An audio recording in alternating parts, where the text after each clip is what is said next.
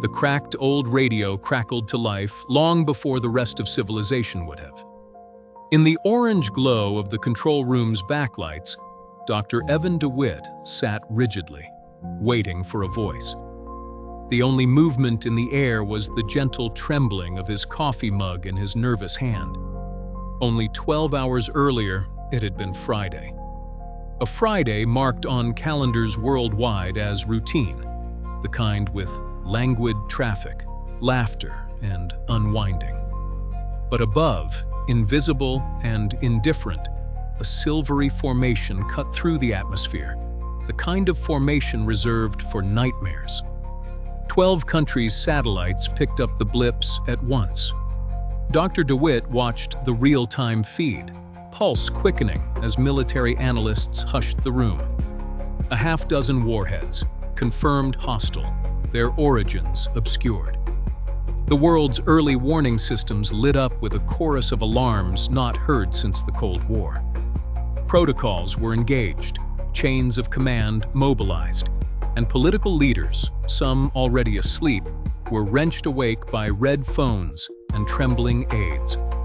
In the White House bunker, President Mallory watched screen after screen, eyes hollow. The fate of millions seemed to balance not on decisions, but on seconds. Meanwhile, in an apartment in Moscow, a retired Colonel Petrov stared at a similar screen, one finger trembling above an aging launch key as his neighbors slept, oblivious. The world's population continued blissfully unaware. Couples danced late into the night, children practiced piano, the elderly watered windowsill geraniums. The thin thread of oblivion was all that separated life from extinction. The warheads' flight arced, and radar tracked them with chilling precision. Politicians thundered about retaliation. Lines of communication erupted in frantic negotiation. Then, fate intervened. A software anomaly flagged the trajectory. The objects broke formation, spiraled erratically, and began to disintegrate. The truth, later known to select few, emerged. The warheads were a spectral echo, the artifact of a perfectly timed space collision that triggered debris signatures matching known nuclear protocols. It took 343 seconds for the systems to confirm no real threat.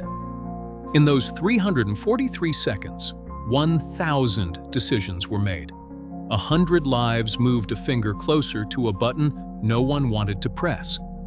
Every system designed for assurance became another link in the chain of potential annihilation.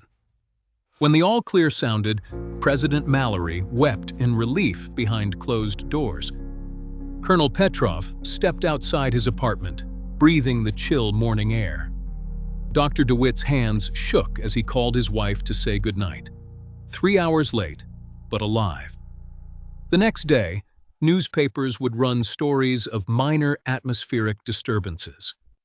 The public would remain unaware, their fragile peace preserved by silence.